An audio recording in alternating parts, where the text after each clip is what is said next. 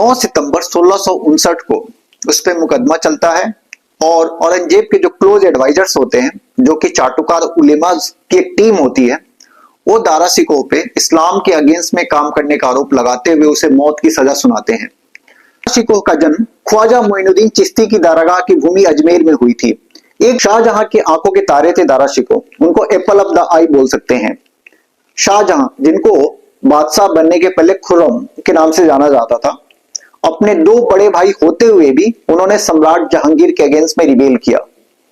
सिर अकबर, जो कि हिंदू उपनिषद थे, उसका ट्रांसलेशन था और दारा शिकोह ने श्रीमद् भागवत गीता और योग वशिष्ठ का भी फारसी में ट्रांसलेशन करवाया था। दारा शिकोह को एक पागल हाथी पे बैठाया जाता है, वो थका हारा चीथड़ों में लिपटा हुआ होता है और दिल्ली के हर गली में उसको उस हाथी पे बैठा के घुमाया जाता है। ये शाहजहां के शासन के अंतिम दिनों में और औरंगजेब के शासन की शुरुआत में इटली से एक फिलोसफर इंडिया आता है जिसका नाम था निकोलो मनुची। निकोलो मनुची अपनी किताब स्टोरियो डी मोगोर में लिखता है कि औरंगजेब आलमगीर अपने साथ काम करने वाले एक क्लोज एडवाइजर को एक पत्र लिखने की जिम्मेदारी देता है। वो चिट्ठी लिखी जाती है शाहजहां को। चिट्ठी के लिफाफे पे लिखा होता है कि आपका बेटा औरंगजेब आलमगीर आपके लिए एक ऐसा तोहफा भेंट कर रहा है जिसको देखने के बाद आप इसे कभी भूल नहीं पाओगे। चिट्ठी के साथ में एक तस्तरी होता है। दोनों चीजें शाहजहां के पास पहुंचती है। शाहजहां चिट्ठी पढ़ता है और उसके बाद वो तस्तरी का ढक्कन हटाता है। उस ढक्कन के हटाने के बाद वो सन्न रह जाता है, क्योंकि उस तस्तरी में उसके सबसे चहेते बेटे दारा शिकोह का सर होता है। आज की इस वीडियो में हम जानेंगे दारा शिकोह की वो दर्दनाक कहानी और साथ ही जानेंगे कि इसने इंडिया के फ्यूचर को, हिंदुस्तान के फ्यूचर को, आने वाले टाइम को कैसे इंपैक्ट किया। हम ये भी डिस्कस करेंगे कि अभी आरएसएस के एक प्रभारी हैं दत्तात्रेय होसबोले, उन्होंने ये कहा था और कि अगर दारा शिकोह होते तो शायद हिंदुस्तान की किस्मत कुछ और होती। उन्होंने उनकी वकालत क्यों करी, इसके बारे में भी हम डिस्कस करेंगे। दारा शिकोह का जन्म ख्वाजा मोइनुद्दीन चिश्ती की दारागाह की भूमि अजमेर में हुई थी। एक बार शाहजहां वहां पे जाते हैं, वो दारागाह पे चादर चढ़ाते हैं और एक मन्नत मांगते हैं। मन्नत ये होती है कि उनके घर में एक बेटे का जन्म हो और कुछ समय बाद दारा शिकोह का जन्म होता है। दारा शिकोह शाहजहां के 6 बेटों में सबसे बड़े बेटे थे और उनकी जो अपब्रिंगिंग थी वो एक फ्यूचर बादशाह के रूप में की जा रही थी। उनको पैलेस में रखा गया, जबकि उनके जो छोटे भाई थे जैसे औरंगजेब, शुजा, उनको दूर के जो भी प्रोविंसेस थे वहां पे एडमिनिस्ट्रेटिव वर्क के लिए, मिलिट्री कैंपेन के लिए भेजा गया। इसलिए शाहजहां में पैलेस में रहने की वजह से उन्होंने बहुत सारी फिलोसफीज पढ़ी। उनके ऊपर सूफीज्म, मिस्टिसिज्म का बहुत बड़ा इंपैक्ट हुआ। शाहजहां की आंखों के तारे थे दारा शिकोह, उनको एप्पल ऑफ द आई बोल सकते हैं। लेकिन अभी थोड़ा सा पहले जाते हैं इतिहास में। शाहजहां, जिनको बादशाह बनने के पहले खुर्रम के नाम से जाना जाता था, अपने दो बड़े भाई होते हुए भी उन्होंने सम्राट जहांगीर के अगेंस्ट में रिबेल किया। ऑब्वियसली उनके इस रिबेलियन कैंपेन को इजीली सप्रेस कर दिया गया और उनको एक्सपेल कर दिया गया। लेकिन 4 साल बाद उनको फिर से वापस लिया गया और उनको रॉयल फैमिली में स्वागत किया गया। लेकिन उस टाइम में अपने बेटे के एस्पिरेशंस को कंटेन करने के लिए जहांगीर ने उनके जो सबसे बड़े बेटे थे दारा शिकोह, उनको हाउस अरेस्ट एक तरह से कर लिया और उनको हाउस अरेस्ट में पैलेस में ही रखा गया। बट उनकी अपब्रिंगिंग की जिम्मेदारी उनकी जो सौतेली दादी थी नूरजहां, उनको दी गई। तो नूरजहां का बहुत बड़ा इंपैक्ट रहा दारा शिकोह के ऊपर। वहां से उन्होंने फिलोसफीज पढ़नी स्टार्ट करी, उन्होंने सूफीज्म सीखा, उन्होंने मिस्टिज्म सीखा और साथ ही उन्होंने डिफरेंट टेक्स्ट को भी पढ़ा। तो इस तरीके से उनका इंटेलेक्चुअल नॉलेज था वो काफी ग्रो हुआ। अपने डैड शाहजहां से और शाहजादा खुर्रम से वो मिलते हैं दोबारा 13 साल की उम्र में, जब शाहजादा खुर्रम, जो बाद में शाहजहां बने, बादशाह बनते हैं उनके दरबार में। और तब से वो काफी टाइम तक शाहजहां के छत्र छाया में ही, पैलेस में ही रहे और उन्होंने बहुत कुछ स्टडी किया, जबकि उनके भाई दूर दूर तक मिलिट्री कैंपेन के लिए जा रहे थे। इसका इम्पैक्ट उनकी लाइफ पे आगे कैसे हुआ उसको हम अभी डिस्कस करते हैं। कुछ इतिहासकारों का मानना है कि अगर औरंगजेब के बजाय दारा सिकोह दिल्ली की बादशाहत पे कायम होते तो शायद धार्मिक कलेश की वजह से जो लाखों लोग मारे गए थे वो नहीं मरते। इसका एक रीजन था कि दारा शिकोह सूफीज्म से बहुत ज्यादा इंपैक्टेड थे और उन्होंने बहुत सारे रिलीजियस टेक्स्ट का बहुत डिटेल में स्टडी किया था। उन्होंने सूफीवाद को वेदांत दर्शन से जोड़ा था।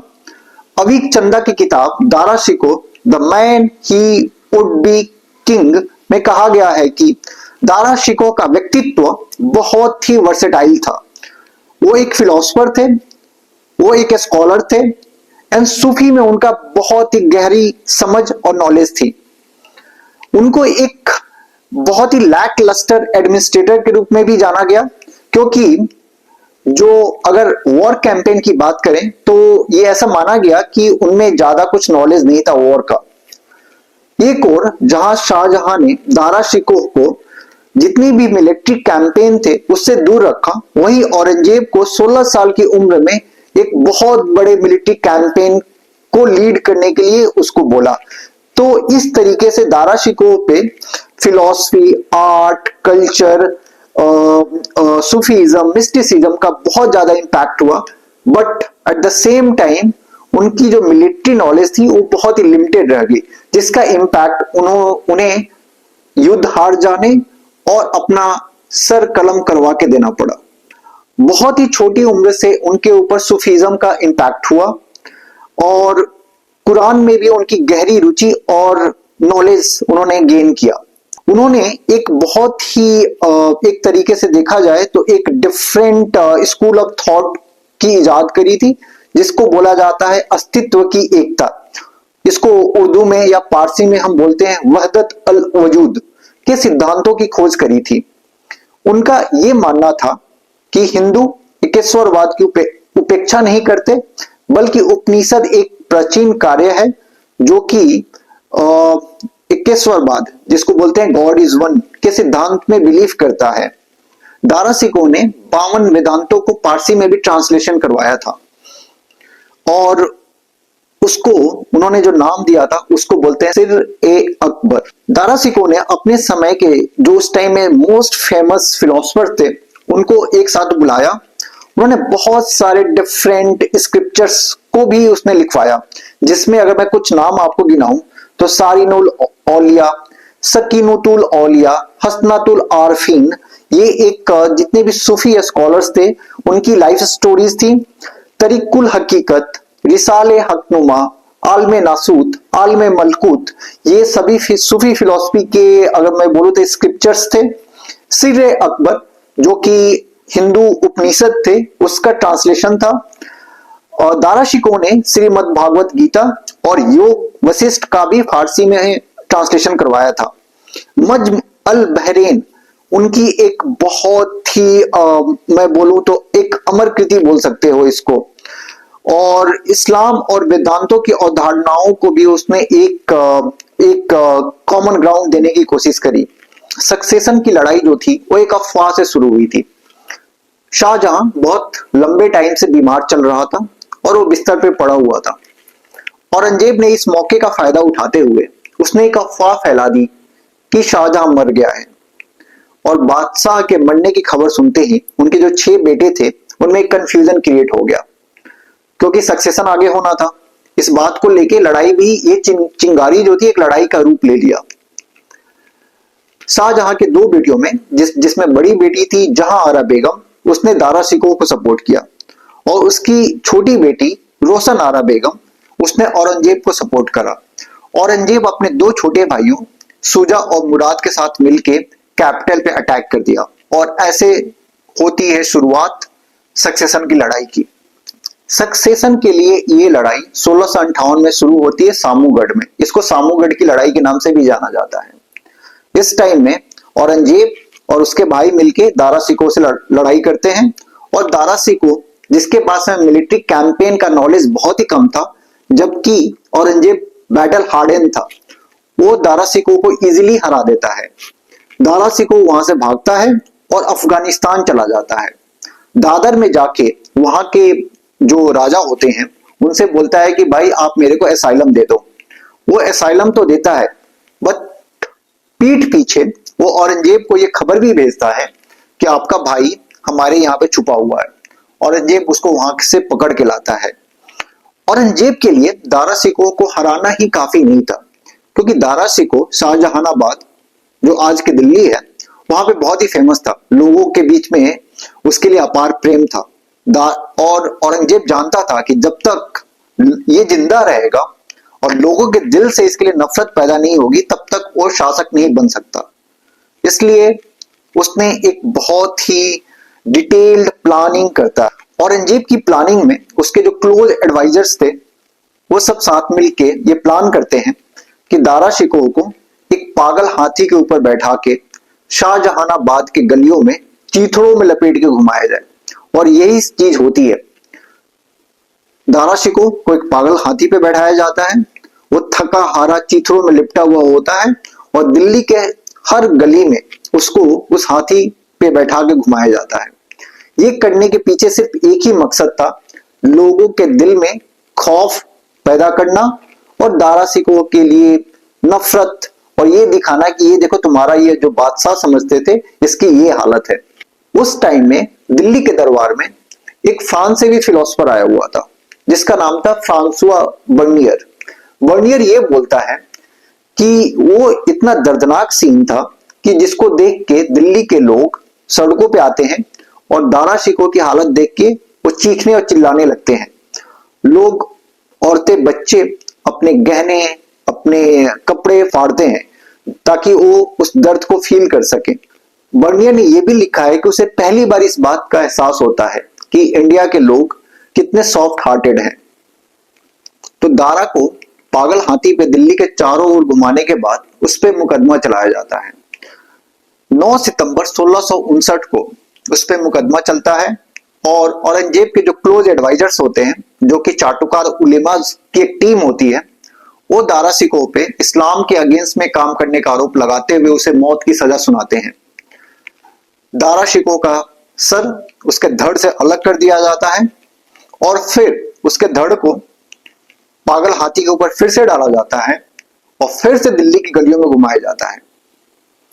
बाद में उसके धड़ को हुमायूं के मकबरे के पास दफन किया जाता है और उसके सर को भेजा जाता है शाहजहां के पास में।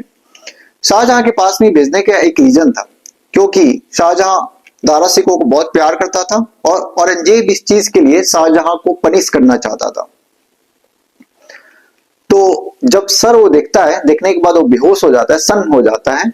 उसके बाद उस सर को बेगम मुमताज जो ताजमहल बना था उसके मकबरे के पास उसको दफन किया जाता है। इसके पीछे भी एक रीजन ये था कि औरंगजेब चाहता था कि शाहजहां जब भी सुबह उठे और जब भी ताजमहल की तरफ देखे तो साथ में उसे ये भी याद रहे कि उसके सबसे चहेते बेटे का सर वहां पे दफन हुआ है और ये चीज उसको हर दिन याद दिलाती रहे। तो इतना क्रूर था औरंगजेब। उसके बाद की जो हिस्ट्री है हमें उसके बारे में जानने को बहुत मिलता है, हमने उसके बारे में सुना है, पढ़ा है, देखा है, लेकिन ये जो कहानी थी दारा सिकोह की, इसके कहने के पीछे ये रीजन था कि हम ये जान सके कि हिस्ट्री अपने पास क्या क्या राज छुपाए हुए हैं। सच में अगर दारा सिकोह जैसा रूलर इंडिया में होता तो लाखों लोग, हजारों लोग जो मारे गए थे रिलीजियस इंटॉलरेंस की वजह से, शायद वो नहीं हुआ होता। इसको लेके दत्तात्रेय होसबोले साहब ने भी यही वकालत करी थी कि गंगा जमुनी तहजीब की बात करने वाले लोग दारा सिकोह की बात क्यों नहीं करते हैं, जो कि एक ट्रू मैसेंजर था गंगा जमुनी तहजीब की, जो ये मानता था कि हम लोग एक कॉमन ग्राउंड फाइंड आउट कर सकते हैं। तो ये चीज सोचने का जो नजरिया है, आपका नजरिया है, इसको लेके आप क्या सोचते हो आप कमेंट बॉक्स में लिखो। और अगर ये वीडियो आपको पसंद आई तो प्लीज आप इस वीडियो को लाइक कीजिए, सब्सक्राइब कीजिए मेरे चैनल को। Bye bye, take care.